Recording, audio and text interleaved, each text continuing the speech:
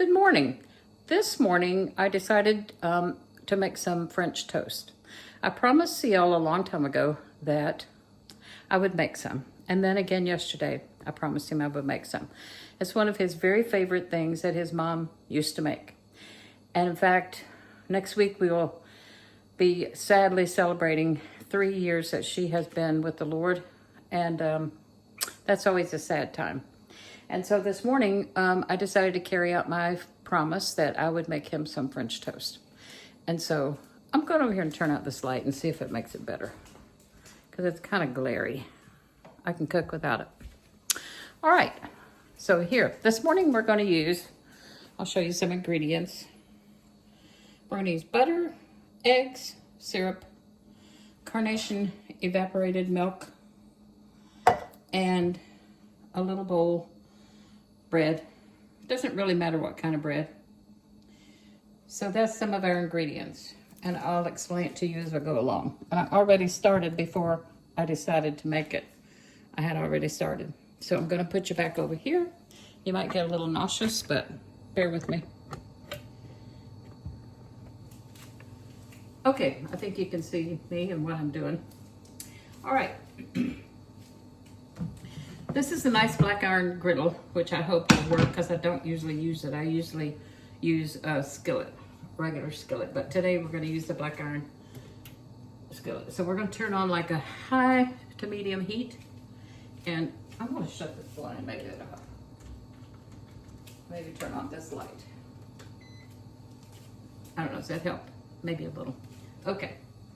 So first of all, I took 2 eggs and I whipped them in this bowl, which used to belong to Mama. Kind of like a French toast bowl passed down through the generations. And you just whip up the eggs and put in Carnation milk. And I don't measure, I'm sorry, and I don't have a recipe. But I put it in until it looks creamy and liquidy. I know that's terrible, but creamy and liquidy. The spices we use are cinnamon, nutmeg, allspice, and cloves. And you start them in their order. Use less of the allspice, and then a little tiny bit more of less of the cloves, tiny bit more of the allspice, a little bit more nutmeg, and then to top it off, you use a generous amount of cinnamon. Cinnamon does not dissolve in the milk. Cinnamon does not dissolve. In fact, there were some teenagers who killed themselves because they had a challenge of seeing how much cinnamon they could eat at one time. If you put a spoonful of cinnamon in your mouth, it will not dissolve with water, and it will choke you to death if you have too much, because it doesn't mix up. It stays on top. I don't know why, but it doesn't dissolve. Okay. And so this is what we use to make our French toast. It's a little bit different than other recipes because, number one, Mama made it up, I guess, and it's what people in her town, what they call French toast. And I've had it in restaurants where you make it with Texas toast, and it's pretty bland. Maybe they only use vanilla or something, but this one is spicy. And I think they kind of did that because of the Kentucky jam cake, blackberry jam cake, which I'm going to have to make for y'all. But this is the classic Mama Ramona French toast. So other people do it differently, but this is what she did. And this is what I like to continue because that's what CL likes. And he likes syrup. He really kind of likes maple syrup, but it's really expensive. So we're just using Log Cabin, and it does say no high fructose corn syrup. So that's a good thing. But he likes it warm. Even if we go to a restaurant, he prefers to have warm syrup. So I won't turn that on until I'm almost finished. Okay, so we get out our bread. Like I said, you can use any kind of bread, and a little bit stale bread actually works better. But this is fresh, pretty fresh. And it's Hawaiian bread, which I haven't used that before, so I'm not sure how it's gonna turn out, but when you slather it with syrup, it doesn't really matter. And I'm gonna put some butter in my pan. Oh, I have this handy dandy thing, which really helps with black iron skillets. It's silicone. You put it right on the handle and it won't burn your hand. But your black iron skillet will burn your hand. The people in the hills have used black iron ever since I can remember. So it's just a tradition. I guess it was all they had in some ways. But keeping your temperature is an important thing because you don't want to burn it. You want to do it slowly. I'm going to put some butter in the skillet where the bread is going to go. Can you see that? It just makes it, I had it up too high and I don't want it to burn, so I'm going to put it there for a second. Really, one important thing about French toast, which seems simple but is very important, is not to let it get soggy. You don't want your bread to lay in that mixture. You want to just give it a quick flip like that. Now I need to bring my skillet back over. I'm going to have a mess. It just stays in that skillet just brief, very brief. So it doesn't take much mixture. This is a very cheap meal to make. And Seal's family, his mom was always moving furniture. And those who know Aunt Ramona and Mama, she loved to move furniture and rearrange. She said she didn't feel like she'd clean the house unless she moved the furniture. And so they would spend days moving the furniture. So you just give this little thing a quick little bath. It doesn't have time to soak in the bread, so you just get the flavor on top without it being soggy. All right, we're gonna let them sit there a minute. And you want it to cook slowly because if you cook it too fast, it's not done in the middle and it's gummy. And I hate that. I hate gummy. So I'm gonna put my spices back up here, out of the way. Then when I'm done, that part will be cleaned up. I like to kind of clean as I go a little bit. As much as I can. These two are going to go back in the fridge in a minute. That leaves some butter I was going to use but didn't. A syrup. Okay. We're going to just watch this and see when it needs to be flipped over. And that's really all there is to it. I don't know why I don't make it more often, but I should. You want it to be just a really nice, pretty little golden brown. And sometimes I flip it a couple of times because I'd rather cook slow. You flip it. You want it to feel kind of crusty when it's done. Nothing worse than soggy bread. You want it to be a little bit crispy. And so I'll see if I could think of another Mama story. She used to, of course, she'd always say, honey, if a little bit's good, a little bit more is going to be better. And so if you were putting cinnamon in, or you were putting syrup on it, or if you're doing anything, she wanted to make sure that you had a good amount of whatever it was. And so you want your bread to be kind of dry because the syrup's going to get on there and make it moist. Be good and gooey. This is one of Seal's favorite, one of his favorite childhood memories, I think, is having French toast. And he can make it himself and make it very well. But Mama and I would walk. I lived up there when we first got married. Seal was in the Army, stationed in Fort Knox. And so I moved up there with his mom and dad, and I was pregnant with Susan. And we would go to the grocery store. We could walk up to Clyde's, if those watching remember Clyde's Super Value. He had a van you could call, and they would come and get you, take you to the store, and come back and unload your groceries and put them on your kitchen table. And Seal did that. It was a concept way before delivery now that Clyde had for the town of Maysville. And people, people that didn't have a car or couldn't drive could have fresh groceries and have them delivered. Older people could go to the store and they would pick them up. And I'm gonna move that off a little bit. It's getting away from me because I'm talking. But anyway, Seal worked for him for a while for grocery delivery, but I moved up there and we would get up in the morning and it's kind of like a neighborhood tradition. You had to have your laundry out on the line. It was like a sin and a shame if your laundry wasn't out on the line and, going good. And so we'd get up. I would hear her down there roaming around probably 6 in the morning, and she'd be down there starting to wash. She had a Maytag wringer washer, and it'd be in the kitchen, and I could hear her down there pouring water and filling it up and turning it on and getting it ready for the day. And we would have our clothes done and out on the line by like 8 o'clock. You know, you had to have them out on the line.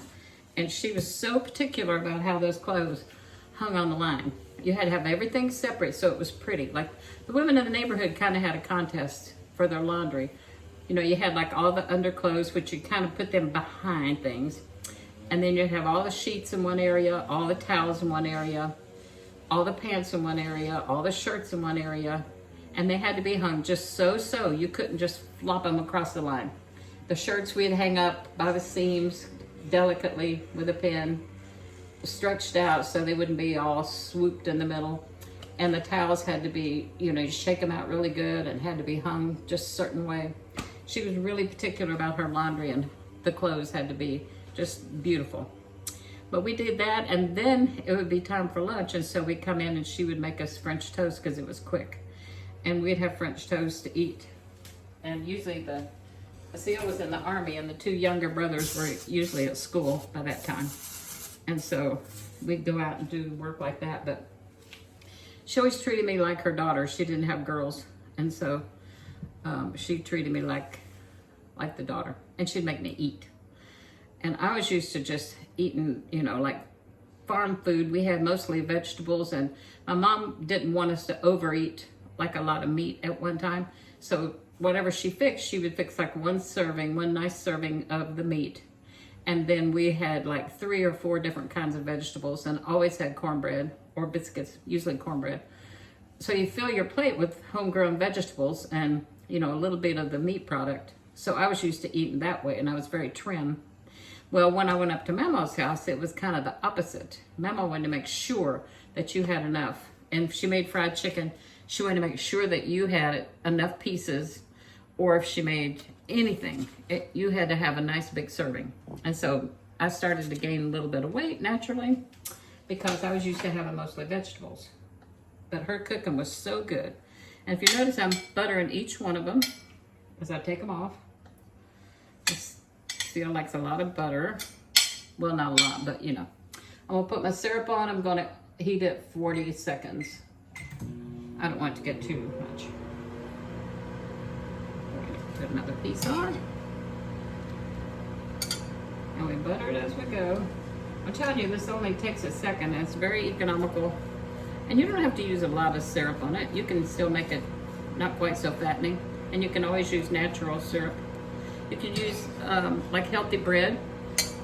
And you could use healthy syrup so that you're having eggs and spices. And it's not too bad, really. There could be a lot worse things to eat. A lot more fattening things. He usually adds a little extra butter because he likes butter. Okay, this part is ready. You can see. And it didn't take very long. It actually was down a little bit sooner, but I was talking. So I'm going to go call him, and then I'll let him put his own syrup on there. He likes to take a knife and cut it just so. All right, we're going to travel and go get him. He'll be excited. He's out in the garage working, of course. No, he's in the garage. Okay, it's ready. Are you out here? Uh-oh. He's gone to weed eat. All right. So he's going to love it. I'm going to sign off, and maybe when he comes in, I'll start and do a little short add-on. But from the holler to the world, this was our French toast day. And I've promised some people at church that I'm going to make Cassidy Hamilton's butternut squash curry soup, which is awesome. But I've got to get a butternut squash and I do have a recipe for that because Cassie gave me the recipe. So I have a recipe. And I'll make that one day. And it is so, so, so good. So good. All right, this is it for now. I'll put back on there when he tastes it and see how he likes it. And then we'll get right back to you. You have a blessed day. From the holler to the world. Have some French toast. Bye. I found him. While we're out here, I'll show you my forsythia I'm growing.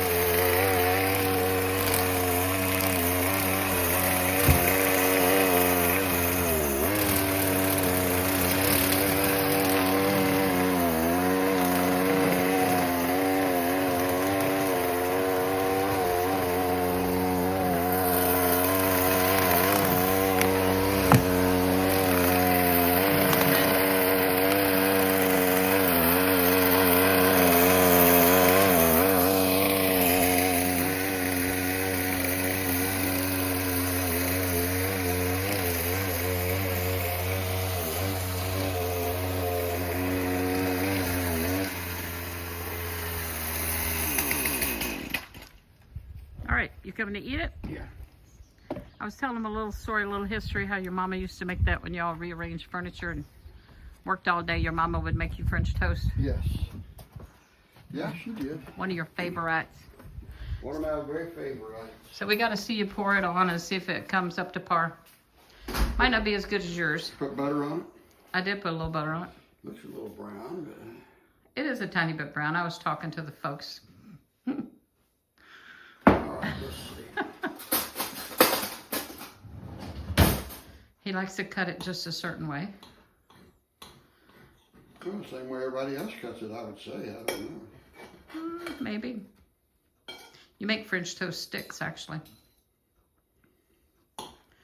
You got a story or a memory? I told him next week your mom celebrates 3 years in heaven, I think, right? On the 27th, I believe it is. You got something you want to say about that? No, I'll probably cry. I don't want to do that. But this does remind me of her every time I eat it.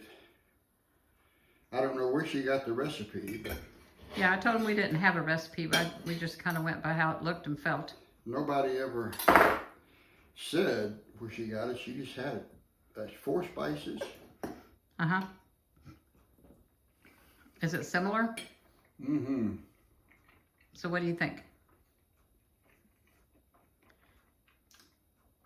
Aces. Very good. Okay. So, from the holler to the world, we're going to let him enjoy. And y'all have a blessed day, and we will see you later. It's Memorial Weekend coming up. Celebrate those who we remember, not those who served, but those who we remember, who have gone on and gave their life the ultimate sacrifice. So, be blessed, and we'll talk to you later. Bye-bye.